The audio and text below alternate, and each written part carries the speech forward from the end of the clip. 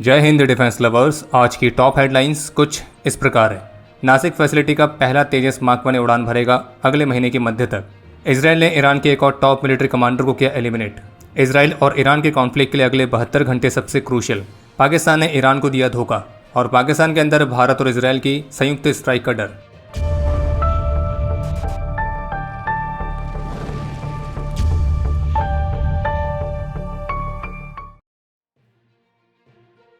Hindustan times की report के मुताबिक एचएएल की नासिक फैसिलिटी में बना जो पहला तेजस मार्क 1 फाइटर जेट है तो वो अगले महीने यानी कि जुलाई के मध्य तक अपनी पहली उड़ान कंडक्ट करेगा और फिर उसके बाद जाके जुलाई के अंत तक या फिर अगस्त तक ये भारतीय वायुसेना को डिलीवर किया जाएगा। और एचएएल की जो नासिक वाली प्रोडक्शन लाइन है तो वो तेजस मार्क 1 फाइटर जेट के प्रोडक्शन को 24 जेट्स पर एनम तक ले जाने में मदद करेगी। और नासिक वाली प्रोडक्शन लाइन से इस साल 4 से 5 तेजस मार्क 1 फाइटर्स रोल आउट होंगे और फिर उसके बाद अगले साल से इस फैसिलिटी से 8 तेजस मार्क 1 फाइटर्स एनुअल बेसिस पर रोल आउट किए जाएंगे।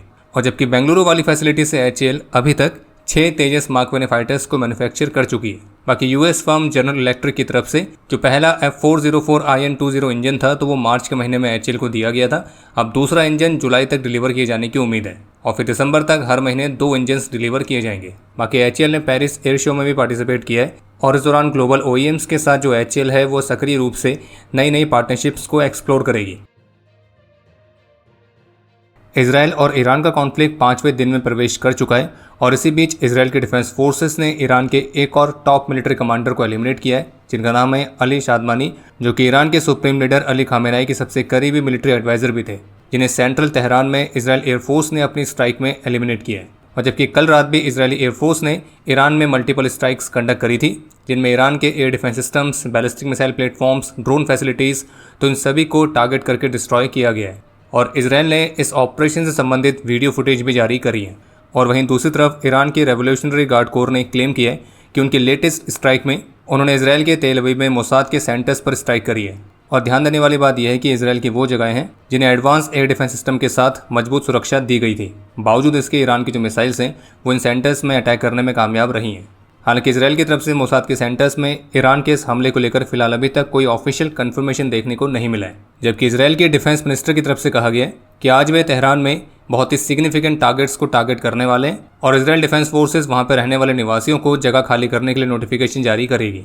और इसराइल की तरफ से ये भी कहा गया है कि अब ईरान और इसराइल के बीच केवल इसराइल की मिसाइल्स और ईरान के टारगेट्स तो उनके बीच ही नेगोशिएशन हो सकता है। बाकी ईरान द्वारा मोसाद के हेडक्वार्टर्स पर जो अटैक करने की रिपोर्ट सामने आई है तो उसके फिलहाल अभी तक ऐसे कोई स्ट्रॉन्ग एविडेंस देखने को नहीं मिले और सोशल मीडिया पर जो उससे संबंधित वीडियो वायरल की जा रही है तो असल में चीन की पुरानी वीडियो है।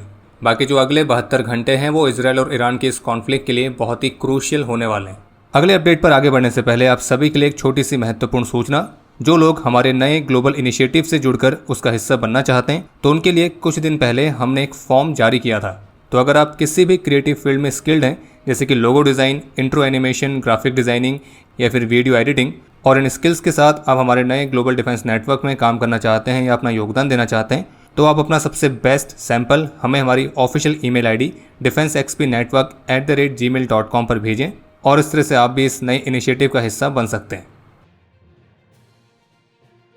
तो जैसा कि पिछली हेडलाइन में हमने कहा कि इसराइल और ईरान का जो कॉन्फ्लिक्ट है तो उसके लिए जो अगले 72 घंटे हैं वो बेहद ही क्रूशियल होने वाले हैं। और ऐसा कहने के पीछे का कारण यह है कि आज कुछ ऐसी चीज़ें हुई हैं जिससे कुछ ऐसे संकेत दिख रहे हैं कि शायद अमेरिका भी इस कॉन्फ्लिक्ट में सीधे सीधे शामिल हो सकता है। क्योंकि पहले यूएस प्रेसिडेंट डोनाल्ड ट्रंप ने अपने ऑफिशियल सोशल मीडिया हैंडल से पोस्ट करी कि मैंने ईरान को डील साइन करने के लिए कहा था और उन्हें करनी चाहिए थी और ये बहुत ही शर्म की बात है और एक तरह से इंसानी ज़िंदगी की पूरी बर्बादी है। और मैं सीधे कहना चाहूँगा कि ईरान के पास न्यूक्लियर वेपन्स नहीं हो सकते हैं। और फिर इसके साथ यूएस प्रेसिडेंट ने ये लाइन भी लिखी है कि अब हर किसी को तेहरान तुरंत ही खाली कर देना चाहिए।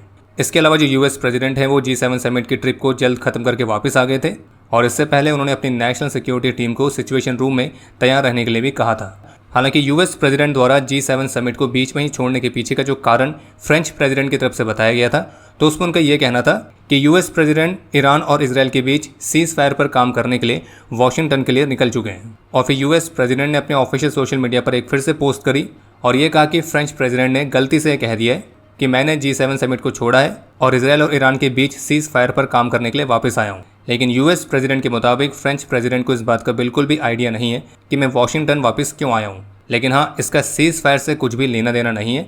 बल्कि उससे कुछ बहुत बड़ा है। और वो बात अलग है कि अपने इस पोस्ट में यूएस प्रेसिडेंट ने फ्रेंच प्रेसिडेंट को एक तरह से ट्रोल भी कर दिया है, क्योंकि उन्होंने एक लाइन ये भी लिखी कि चाहे जानबूझकर या फिर गलती से, लेकिन फ्रेंच प्रेसिडेंट हमेशा ही गलत होते हैं। और इस लाइन को लिखने का क्या मतलब है ये तो खैर डोनाल्ड ट्रंप ही जानते हैं। बाकी यूएस प्रेसिडेंट का ये कहना है कि वो ईरान के साथ जो ये न्यूक्लियर डिस्प्यूट वाला मामला है तो उसको सही मायनों में ख़त्म करना चाहते हैं, और अब वो उसको कैसे ख़त्म करेंगे तो वो फिलहाल अभी स्पष्ट नहीं है। और वहीं G7 ने भी जो जॉइंट स्टेटमेंट जारी करी है उसमें उन्होंने क्लियरली कहा है कि ईरान के पास कभी भी न्यूक्लियर वेपन्स नहीं हो सकते हैं, और एक तरह से G7 की स्टेटमेंट में इसराइल के एक्शंस का समर्थन किया गया है। बाकी इसके अलावा जैसे कि इसराइल ने अपने ऑपरेशन राइजिंग लाइन को शुरू करने के लिए जो मुख्य कारण बताया था कि जो ईरान था वो न्यूक्लियर वेपन्स को प्राप्त करने के बेहद ही करीब था, और इसी वजह से इसराइल ने ऑपरेशन शुरू किया क्योंकि ईरान के पास न्यूक्लियर वेपन्स इसराइल के अस्तित्व पर खतरा है। लेकिन अभी हाल ही में CNN की तरफ से एक रिपोर्ट जारी की गई है, और इस रिपोर्ट के मुताबिक जो अमेरिका के इंटेलिजेंस असेसमेंट है वो इस मामले पर एक अलग ही निष्कर्ष पर पहुंचा है, जिसमें यह कहा गया कि ईरान परमाणु हथियार बनाने की दिशा में सक्रिय नहीं था और वो अपने चुने हुए लक्ष्य तक परमाणु हथियार बनाने और उसे पहुंचाने में 3 साल दूर था।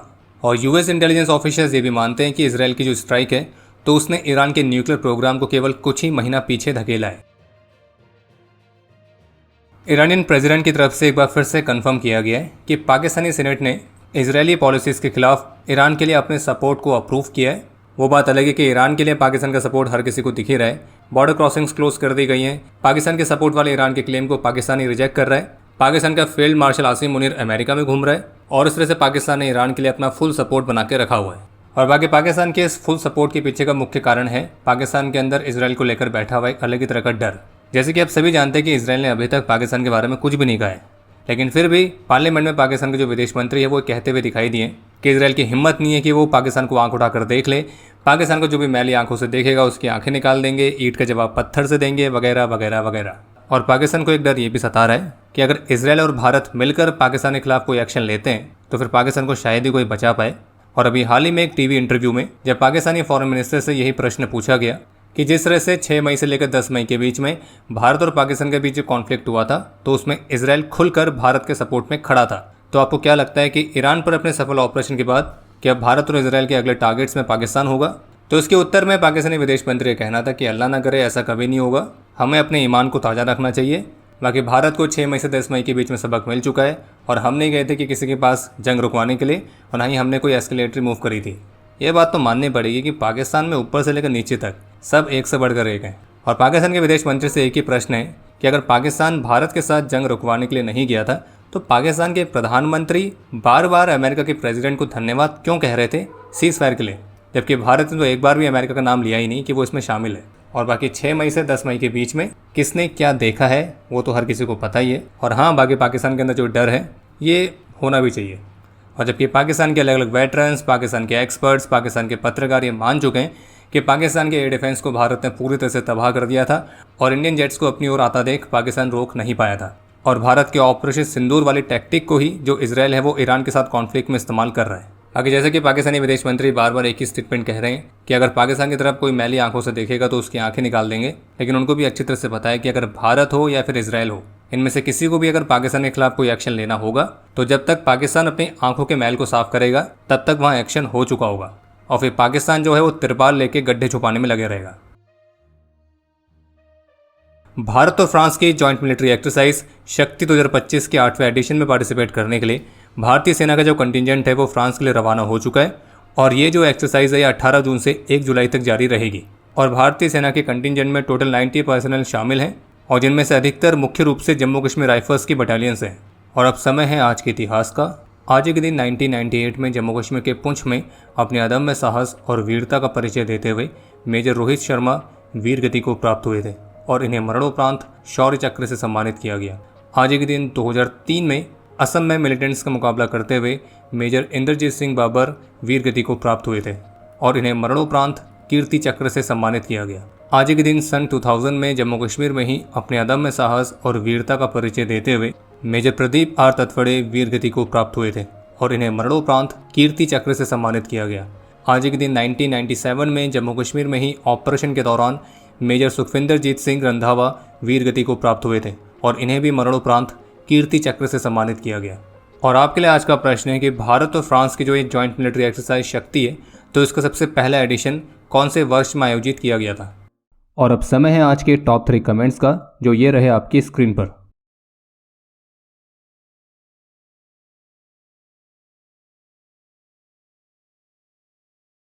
उम्मीद है आपको आज का एपिसोड पसंद आया होगा।